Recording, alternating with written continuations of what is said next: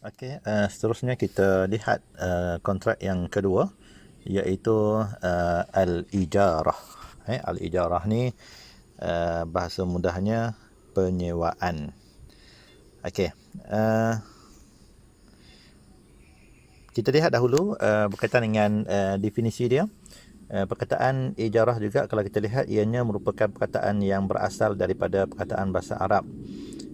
Dia itu daripada perkataan ujr, yang mana ianya membawa maksud penggunaan sesuatu dengan membayar wang, ataupun dia ada takrif yang kedua dari segi bahasa, iaitu upah ataupun sewa ataupun jasa dan bayaran ataupun imbalan. Okey, manakala dari segi istilah kita boleh katakan al-ijarah ini merujuk kepada kontrak terhadap sesuatu manfaat dengan memperolehi bayaran.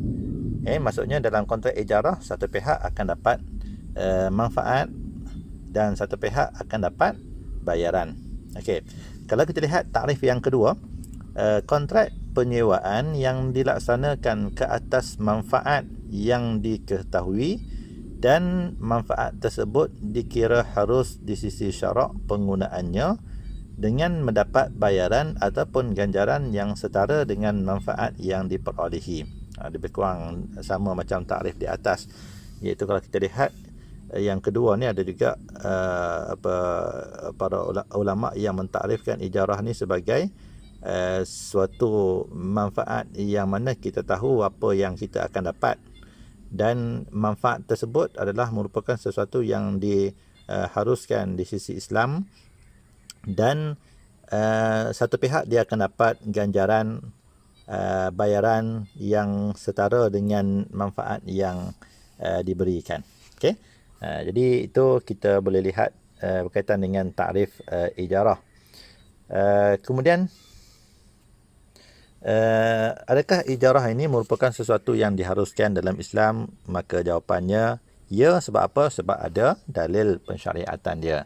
Sebab tu dalam Islam apa sahaja bila kita katakan boleh ataupun tak boleh, maka perlu kita buktikan dengan dalil. Jadi bila kita katakan bahawa ijarah merupakan sesuatu kontrak yang diharuskan dalam Islam, maka mana dalil dia? Jadi dalilnya banyak. Kita lihat dalam Quran, contohnya Allah sebut jika mereka menyusukan anak-anak untuk kamu, jika mereka menyusukan anak-anak untukmu, maka berikanlah upah kepada mereka. Jadi ada perkataan upah di situ. Maka upah di situ kalau kita lihat ia juga merujuk kepada konsep ijarah. Manakala dalam hadis Nabi SAW, Nabi pernah sebut, berilah upah kepada mereka yang membantu kamu sebelum kering keringatnya. Jadi ada perkataan upah di situ. Itu juga merujuk kepada konsep al-ijarah. Kemudian kita lihat bahawa ijarah juga tidak boleh lari daripada rukun dan juga syarat untuk menjadikan dia merupakan sesuatu yang kontrak yang sah di sisi hukum syarak. Maka rukun ijarah sama sahaja. Bila rukun perkara yang melibatkan pemberian dengan balasan, maka dia takkan lari daripada 5 rukun, iaitu yang pertama dan juga yang kedua yang kita sebut sebagai pelaku akad, iaitu penyewa dan juga pemberi sewa. Kemudian rukun yang ketiga dengan yang keempat, subjek akad. Jadi dia ada timbal balas, iaitu yang pertama, satu pihak dia akan dapat barang yang disewa. Barang yang disewa maksudnya manfaat yang kita akan perolehi. Kemudian yang kedua ialah bayaran yang dibayar oleh mustajir, iaitu penyewa. Kemudian rukun yang kelima ialah ijab dan qabul. Jadi kalau kita lihat setiap rukun ada syarat dia, di mana syarat bagi rukun yang pertama dengan rukun yang kedua sama sahaja, iaitu hendaklah mereka ini orang yang ada keahlian untuk melakukan sesuatu kontrak, seperti mesti orang yang berakal, kemudian sekurang-kurangnya baligh. Okey.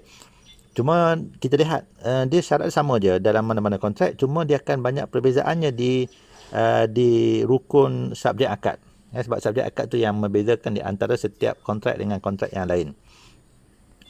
Okey, contoh ini pun kita dah bincang sebelum ni. Okey, kita skip je. Okey, ini di antara rukun yang berikutnya, iaitu manfaat. Maksudnya satu pihak akan dapat manfaat. Jadi manfaat ini dia boleh dalam banyak bentuk. Yang pertama, manfaat ain.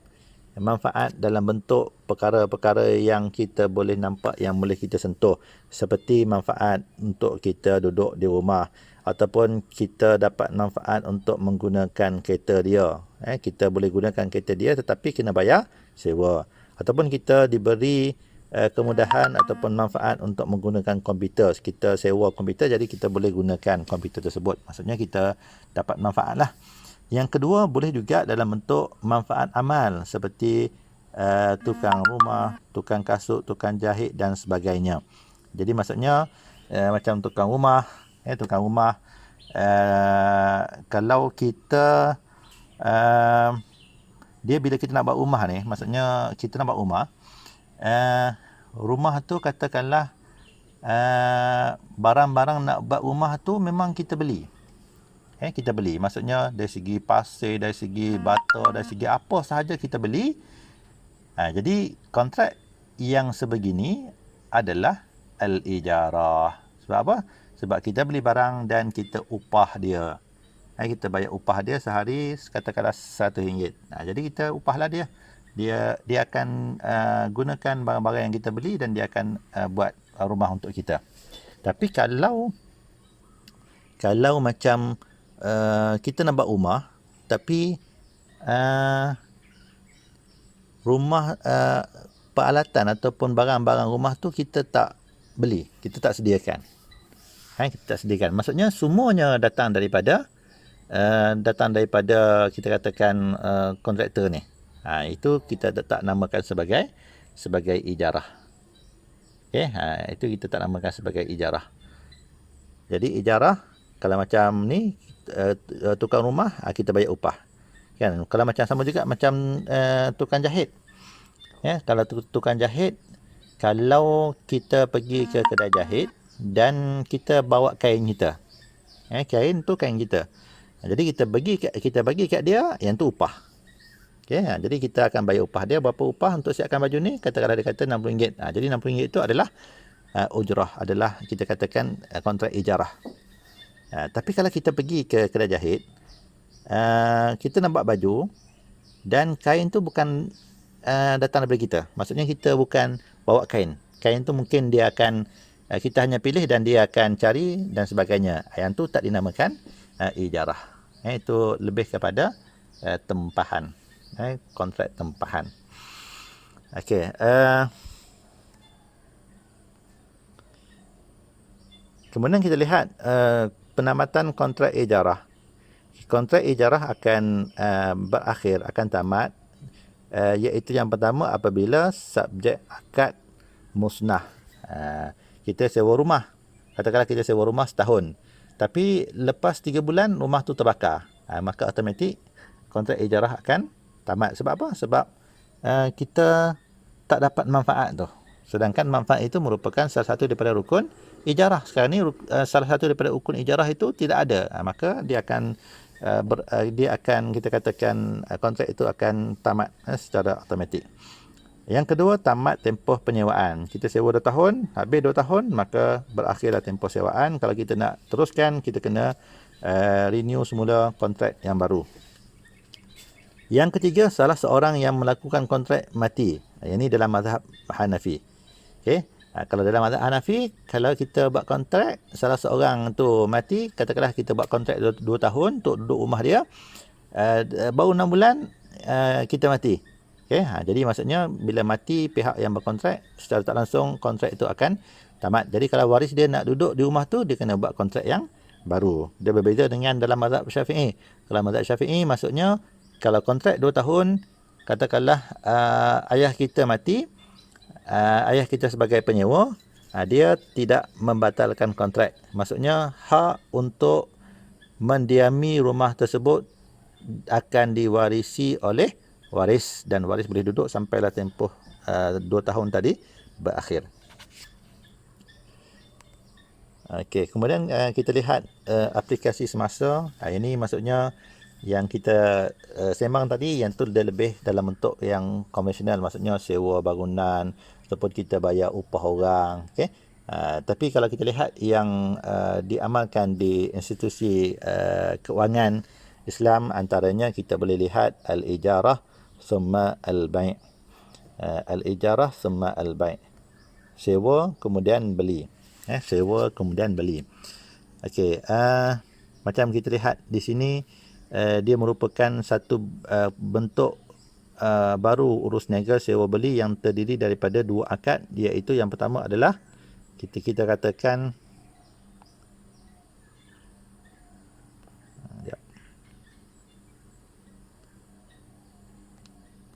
kita katakan akad al-ijarah.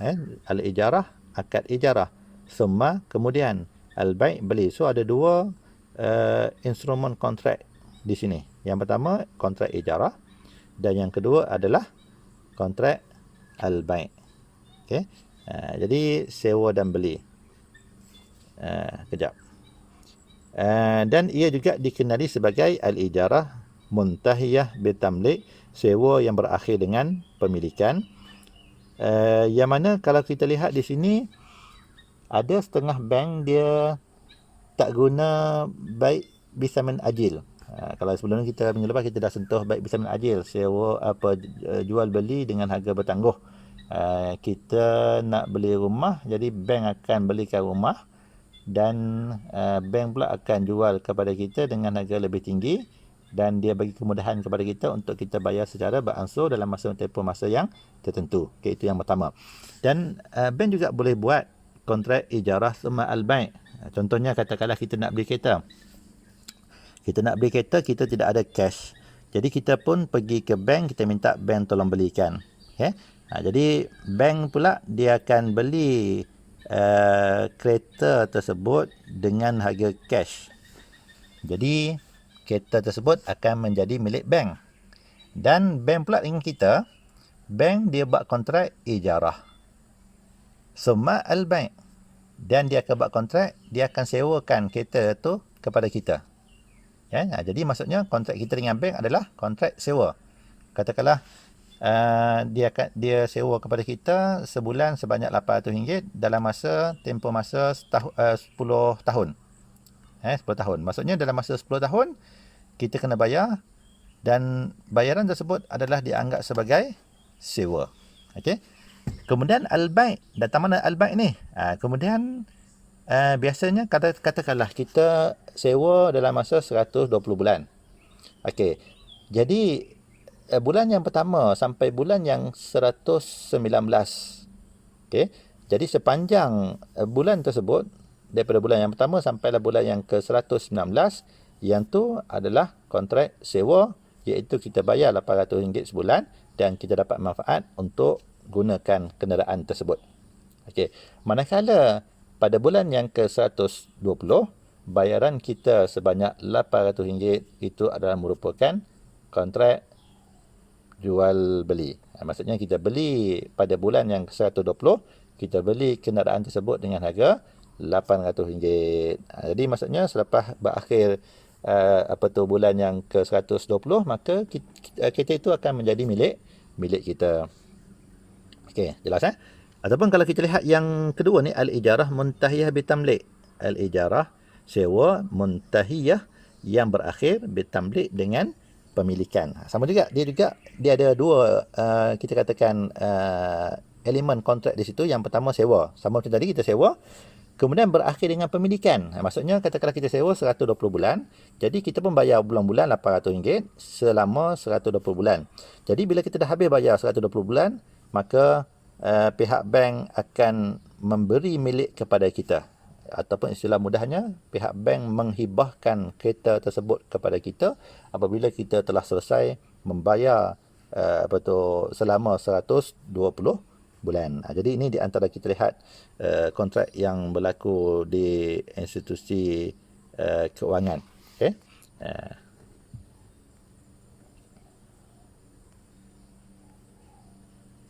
Okey, ini saya jelaskan tadi.